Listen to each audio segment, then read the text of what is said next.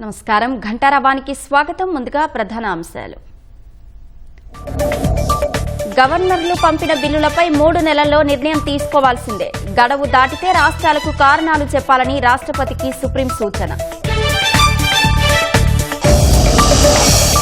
Road ప్రమాదంలోనే pastor Praveen మృతి, ఎలాంటి mystery లేదన్న పోలీసులు.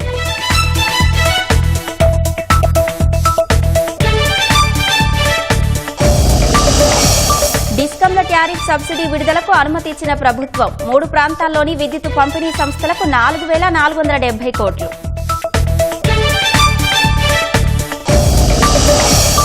తమిళనాడులో బీజేపీ అన్నాడీఎంకే పొత్తుపై స్టాలిన్ విమర్శలు. ఏ సిద్ధాంతాలకు కట్టుబడి కూటమిని ఏర్పాటు చేశారని నిలదీత.